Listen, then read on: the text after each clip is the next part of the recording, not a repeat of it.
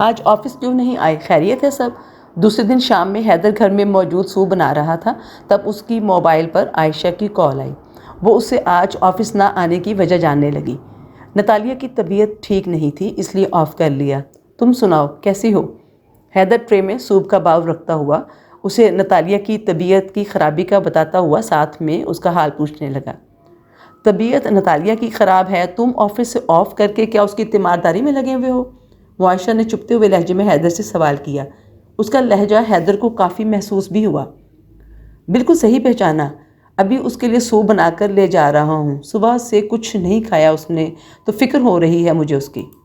معائشہ کے سلگتے ہوئے لہجے کو آخر اس نے کیوں ہوا دی وہ نہیں جانتا، مگر یہ سچ تھا، اسے نتالیہ کی فکر تھی۔ معائشہ حیدر کی بات سن کر ایک دم خاموش ہو گئی تو حیدر اپنا لہجہ نارمل کرتا ہوا بولا، معائشہ مجھے تم سے کچھ ضروری بات کرنا تھی، مگر ایسے موبائل پر نہیں، کل ہم آفس کے بعد ملتے ہیں۔ حیدر نے سوچ لیا تھا جو اس کے ذہن میں چل رہا ہے وہ سب معائشہ سے شیئر کرے گا۔ کل کیوں؟ آج ہی کیوں نہیں؟ میں تھوڑی دیر میں آ رہی ہوں تمہاری طرف، نتالیہ سے اس کی طبیعت بھی پوچھ لوں گی۔ معائشہ حیدر سے بولتی ہوئی لائن کاٹ چکی تھی۔ حیدر اپنا موبائل پاکٹ میں رکھتا ہوا ٹرے میں رکھا باؤل نتالیہ کے کمرے میں لے جانے لگا۔ کل دوپہر جو کچھ حیدر نے نتالیہ سے کہا اس کی باتیں سن کر نتالیہ خود کو اپنے کمرے میں بند کر کے بیٹھ چکی تھی۔ حیدر نے کل جو کچھ بھی نتالیہ سے بولا بہت سوچ سمجھ کر فیصلہ کرنے کے بعد بولا تھا، جس کے بعد وہ خود اندر سے اطمینان محسوس کر رہا تھا۔ رات میں نتالیہ کمرے سے باہر نہیں نکلی تو حیدر نے بھی اس کو ڈسٹرب نہیں کیا بلکہ سوچنے کا موقع دیا، مگر جب صبح آفس جانے کے ٹائم پر بھی نتالیہ اپنے کمرے میں بند رہی تب حیدر کو تشویش ہوئی۔ وہ نتالیہ کے کمرے میں آیا تو نتالیہ کو بیڈ پر لیٹا ہوا پایا۔ اس کے پکارنے پر بھی نتالیہ آنکھیں بند کیے لیٹی رہی۔ جب حیدر نے اس کے سوتے ہوئے چہرے کو دیکھ کر اس کا ماتھا چھو کر دیکھا جو بخار کی حدت سے جل رہا تھا، تب حیدر نے آفس سے آف کر لیا۔ حیدر سوپ کا باؤل پکڑے جیسے ہی نتالیہ کے کمرے میں آیا تو نتالیہ نے آہستہ سے اپنی آنکھیں کھولی۔ سامنے حیدر کو موجود دیکھ کر وہ اپنے چہرے کا رخ دوسری طرف پھیر چکی تھی۔ حیدر سوپ کا باؤل سائڈ ٹیبل پر رکھتا ہوا نتالیہ کے پاس بیٹھ گیا۔ شکوے شکایتیں بعد میں کر لینا، پہلے یہ سوپ پیو۔ حیدر نے اس کے انداز پر نتالیہ سے بولا۔ اس کا ماتھا چھوا، صبح والی میڈیسن سے بخار اس وقت کم ہو چکا تھا۔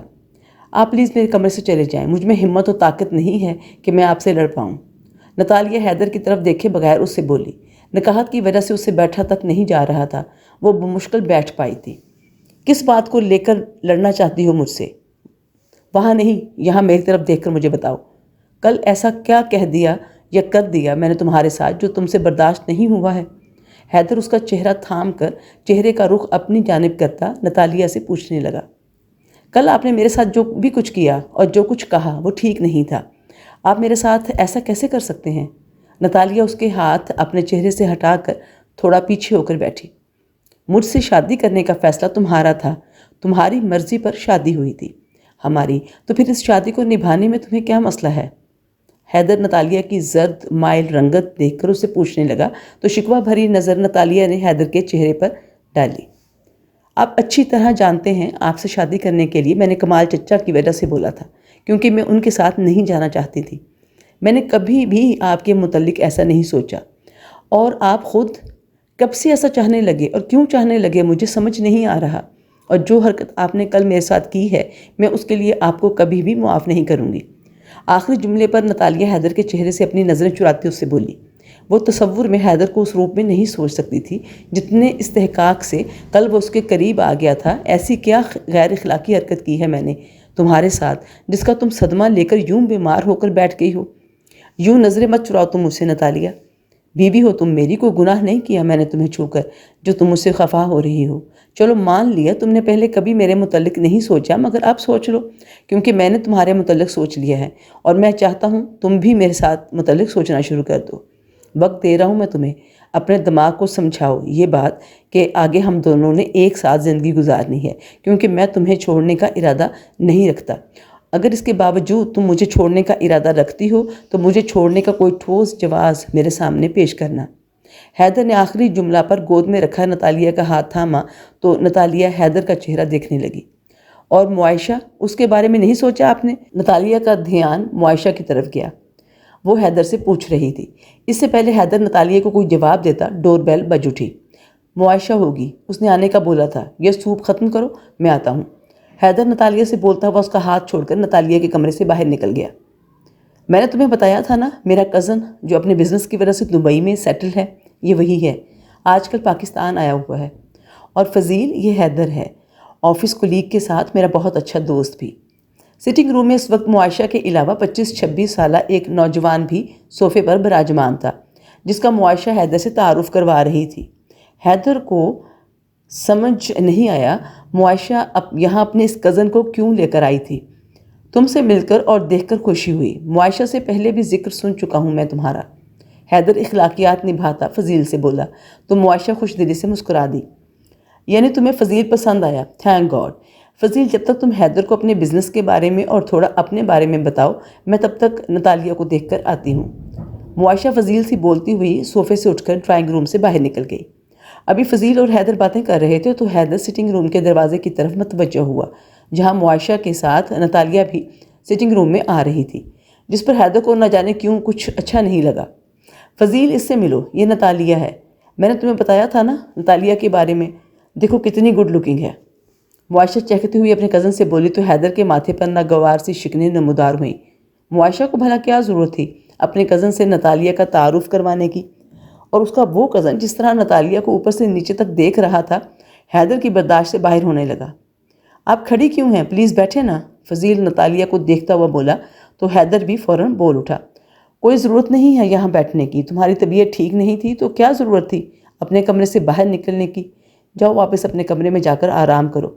حیدر نتالیہ کو آنکھیں دکھاتا روب سے بولا تو وہ بھی اس کا خراب موڈ دیکھ کر رکی نہیں، بنا کچھ بولے کمرے سے باہر نکل گئی۔ وہ خود نہیں آئی تھی بلکہ اسے میں یہاں لے کر آئی تھی، معائشہ حیدر کا ناگوار موڈ دیکھ کر بولی تو حیدر فضیل کی موجودگی کا لحاظ کر کے اسے کچھ نہیں بولا۔ کیا ضرورت تھی تمہیں یوں منہ اٹھا کر وہاں کسی غیر مرد کے سامنے چلے آنے کی؟ معائشہ اور فضیل کے جانے کے بعد حیدر نتالیہ کو اس کے کمرے میں موجود نہ پا کر کچن کا رخ کرتا نتالیہ سے پوچھنے لگا، آپ تو ایسے برا مان رہے ہیں جیسے میں کوئی پردہ کرتی اور چہرہ چھپاتی آئی ہوں مردوں سے۔ ویسے میں وہاں خود نہیں آئی تھی، مجھے معائشہ لے کر آئی تھی۔ نتالیہ حیدر کو بتاتی ہوئی باؤل میں رکھی میلٹ آئس کریم چمچے کی بجائے انگلی ڈبو کر کھاتی ہوئی حیدر کو بتانے لگی۔ حیدر اس کی حرکت پر آنکھیں دکھاتا اسے بولا، ابھی تمہارا بخار اترا ہے تو تم آئس کریم کھانے لگی ہو، اور یہ کوئی چیز کھانے کا کون سا طریقہ ہے؟ تم سپون کا استعمال بھی کر سکتی ہو۔ وہ نتالیہ کو دیکھتا ہوا ٹوکنے لگا۔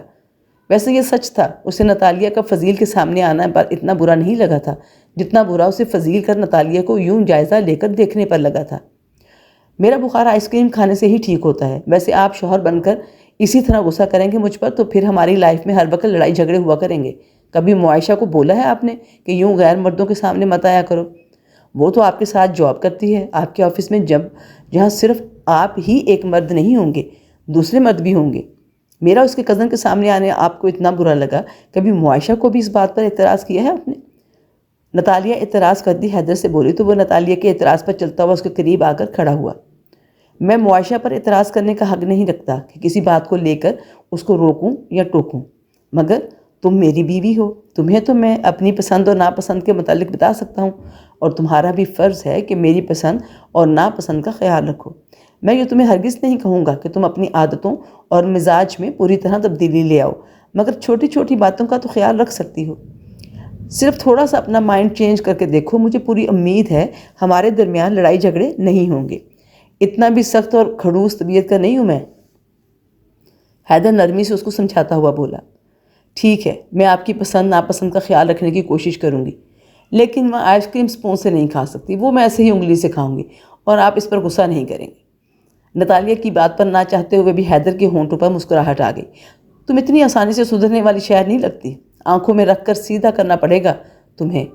حیدر اس کے مزید قریب آتا ہوا اپنی مسکراہٹ چھپا کر نتالیہ سے بولا، یعنی وہی بات ہوئی، آپ مجھ پر اب مزید غصہ کیا کریں گے ہر وقت۔ حیدر نے نتالیہ سے بولتے ہوئے اس کی آئس کریم لگی انگلی اپنے منہ میں لے لی تو نتالیہ کے پورے جسم میں سنسنی سی دوڑ گئی۔ یہ کیا کر رہے ہیں آپ حیدر؟ میرے چہرے پر یوں ایسے؟ میلٹ آئس کریم میں اپنی انگلی ڈبو کر بالکل سیریس ہو کر نتالیہ کے چہرے کے بعد اپنی انگلیاں نتالیہ کی گردن تک لے آیا تو نتالیہ نے گھبرا کر بولتے ہوئے حیدر کے ہاتھ پکڑنے چاہے، مگر حیدر اس کے دونوں ہاتھوں کی انگلیاں اپنے ہاتھوں کی انگلیوں میں پھنسا کر نتالیہ کو پیچھے دیوار کے ساتھ لگاتا ہوا بولا، اگر میری یہ بدتمیزی دوبارہ برداشت کر سکتی ہو تو بے شک ایسے ہی اسپون کا یوز کیے بغیر آئس کریم کھانا میں بھی برا نہیں مانوں گا۔ حیدر نے بولتے ہوئے نتالیہ کی گردن پر جھک کر اپنی زبان رکھی، جس سے وہ اس کی تھوڑی تک لے آیا۔ نتالیہ بنا کچھ بولے لرزتی پلکیں جھکائے اپنی گردن اپنے چہرے پر حیدر کا لمس محسوس کرتی سرخ ہونے لگی۔ آخر میں حیدر نتالیہ کے کامتے ہونٹ دیکھ کر اپنے ہونٹ اس کے ہونٹوں پر رکھ چکا تھا، جس پر نتالیہ بری طرح دل و جان سے لرز گئی۔ وہ حیدر کے ہاتھوں کی انگلیوں میں پھنسی اپنی انگلیاں نکالنے کی کوشش کرنے لگی، مگر حیدر نے اس کی انگلیوں کو سختی سے اپنی انگلیوں کی گرفت میں لیا ہوا تھا۔ جب نتالیہ کے ہونٹوں سے اپنے ہونٹ ہٹا کر وہ پیچھے ہٹا تو نتالیہ کو بند آنکھوں کے ساتھ کھڑا دیکھنے لگا۔ مجھے لگتا ہے میں تمہیں سدھارتے سدھارتے اپنی خود کی عادتیں بگاڑ ڈالوں گا۔ میری زندگی میں خوشیاں اور رنگ بھر دو، میں کبھی تم پر غصہ نہیں کروں گا، صرف تمہیں ڈھیر سارا پیار کروں گا۔ حیدر کے مدہوش لہجے پر نتالیہ نے اپنی بند آنکھیں کھولی تو حیدر نے آہستہ سے اپنی انگلیوں میں پیوست اس کی انگلیوں کو آزاد کر دیا۔ موقع ملتے ہی نتالیہ کچن سے بھاگ کر اپنے کمرے میں گھس گئی۔ حیدر کی اس حرکت پر اب وہ ساری رات نہ تو اپنے کمرے سے نکلنے کا سوچ سکتی تھی، نہ کمرے کا دروازہ کھولنے کا سوچ سکتی تھی۔ آج آفس میں سارا مصروف وقت گزارنے کے بعد وہ آفس کے اوقات ختم ہونے پر معائشہ کو اپنے ساتھ اپنے گھر لے جانے کا ارادہ رکھتا تاکہ معائشہ کو اپنے اور نتالیہ کے بارے میں بتا سکے۔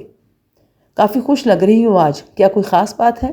اپنے گھر کے پاس گاڑی روکتے ہوئے حیدر معائشہ سے پوچھنے لگا، کیونکہ معائشہ کے چہرے پر چھائی مسکراہٹ اس کے خوش ہونے کا پتہ دے رہی تھی۔